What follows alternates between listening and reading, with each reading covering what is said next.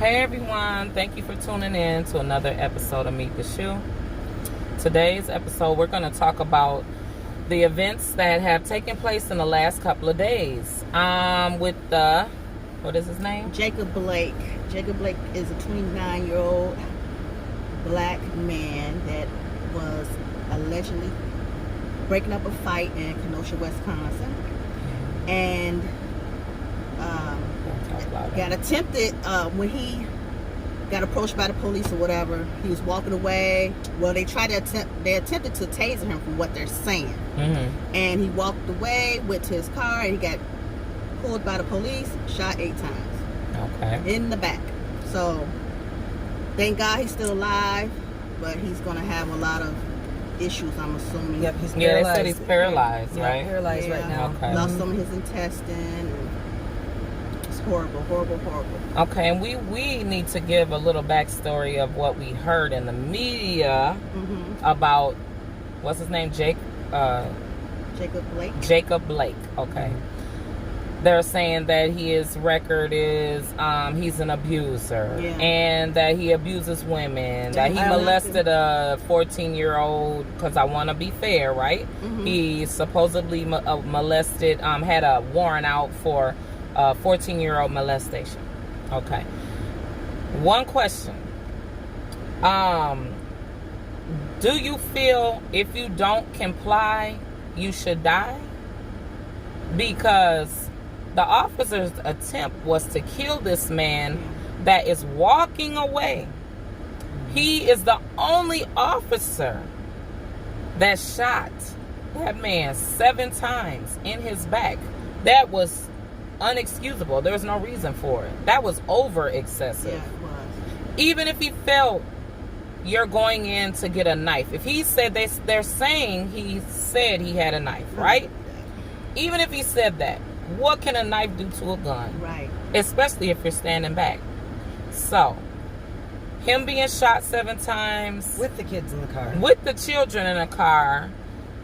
The police officer is on leave. I don't know if it's paid or not, but he is on leave.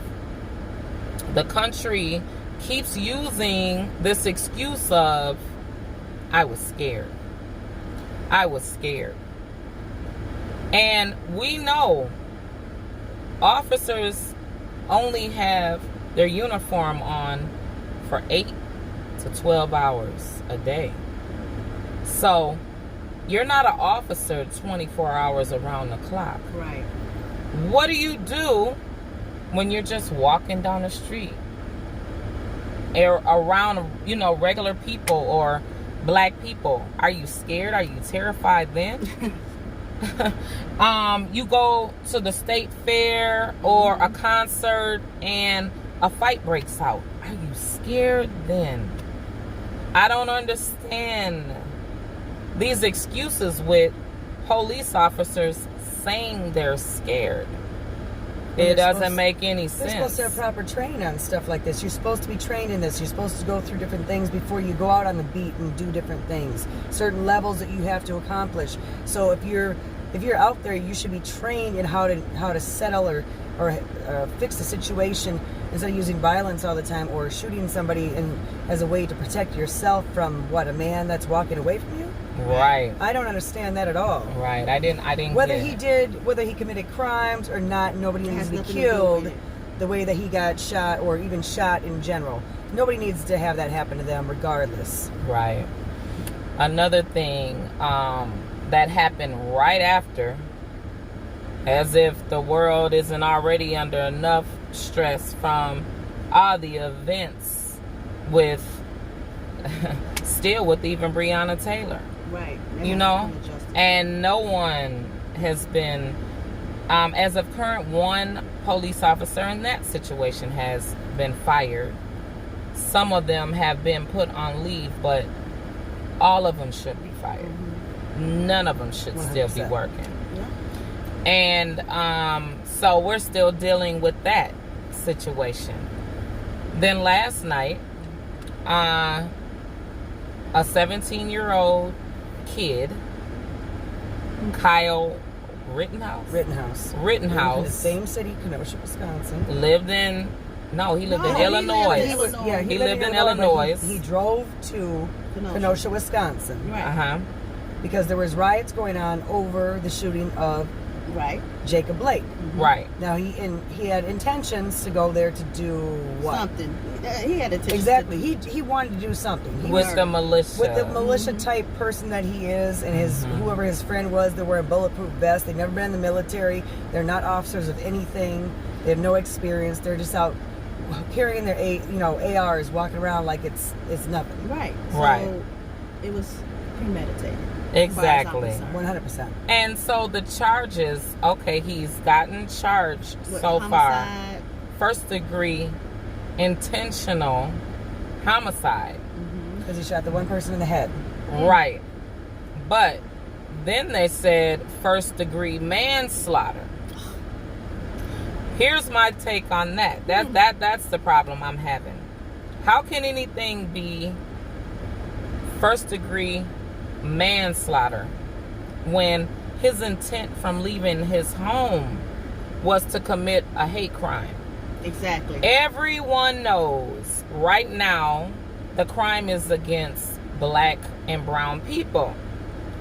Even all of the white people that have biracial family members, just biracial friends, just even dealing within the community. They even know and understand because they're living it and seeing it. These are their loved ones. They're tired, as we are as being black, that it's hurtful for them to even understand that, hey, it should be an alternative. Why aren't you making an alternative? I don't want to wake up and not see my son, my daughter or son's girlfriend, boyfriend. They're understanding how we feel. And it's getting sickening to the point where the NBA, I applaud them to the fullest extent. Boycotting. Yep. To not even play. It's like the NBA is what, 85% black, biracial? If it's not full black, they're biracial, so they're black, right? And so, and this is the society saying this, right? Because they want to put in numbers and all of this to make things look worse, right? If they can do all of this to make the world a better place as far as entertainment, why are you steadily killing us off? Why should we entertain you? We're good enough to entertain you, but we're not good enough to live every day and have to worry about being killed. So this child was taught, because he's 17 years old, he was taught that in his home, to shoot to kill. They keep showing this video with, there were people, black people or whoever of color, going to him to harm him, but he has, what was it, an AR? His AR, yeah. You had an AR, they had nothing. Well, look at the video also of him saying to people that were recording him that the police told us yesterday that they're going to push everybody towards us and then we can handle it and they're going to leave. He's literally on video, his friend is, I should say, right, saying that.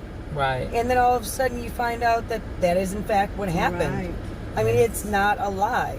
And so how do you really, anybody, any race in general, you start doubting the police. So there could be good ones and there's bad ones. Right. But you doubt all of them now because you don't know what system they're going to operate under. Right. You don't know what And team so- you're playing right, on. so- Are you for the people? Exactly. Are Yeah. you for, or are you against the people? Right. Are you in the, a wolf in sheep's clothing, basically? Like, it's bad enough that the police, everyone's against them anyway. I mean, it's really not even by color now, really. No, it's not. It's just, I mean, you see videos all the time of white people being upset at the police officers for just being disrespectful and assholes, just plain and simple. So, the thing today is, what is it that we're going to be able to do as a people, citizens, especially law-abiding taxpayers, You know, all these things that we're doing, we're paying taxes to be killed. You know, we're just living to die at the hands of a police officer. Every time you get pulled over or you're come in contact with one, you're on defense. You know, what is going to be enough? That's the thing. I think another thing that bothers me about, you know, like we talk about trusting the police, like I just talked about, is a lot of the officers use their power to control whatever they want to. Right. They don't do it in a right or wrong. They do it as in, I've got the power, you don't. Right. And so when I look at like George Floyd, for an example, the officer that was on him, that was personal because they had worked together. Right. So that was personal. He did not care. Right. And unfortunately, men like him use their power in a negative way, just like the gentleman that shot Jacob Blake in the back. Right. He used his power, his gun, his badge. And so unfortunately what's happening is everybody says, well, it's not every police officer isn't like that. But guess what? Everyone we've seen on video is doing something wrong like that. Right. So if you are part of this organization of the police department, maybe you should talk to your fellow police officers and your brothers and sisters and talk to them and say, you know what? This can't go on like this. We've got to change all this stuff. It's not how it's supposed to be. Because if you got those bad apples, they probably should just go. Fire. Right. Because if you know they had one incident, they've had more than one. Right. Okay.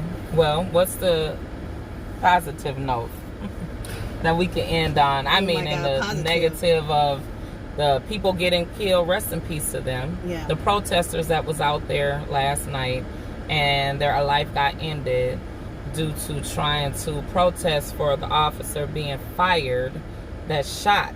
Thank God Mr. Blake is still alive. But it ended in the result of a person under the age of 18 killing and wounding 2 more people that were there for a good cause. So, and then on top of that, Minneapolis again. So then it just doesn't, stop.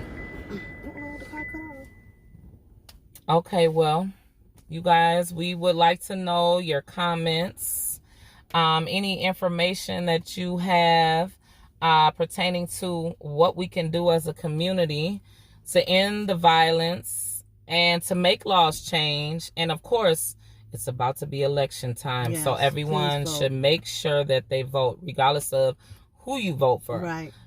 Your voice matters, and especially if you're able to vote, you should vote for the ones that aren't able to. Thank you for tuning in to another episode of Meet the Shoe.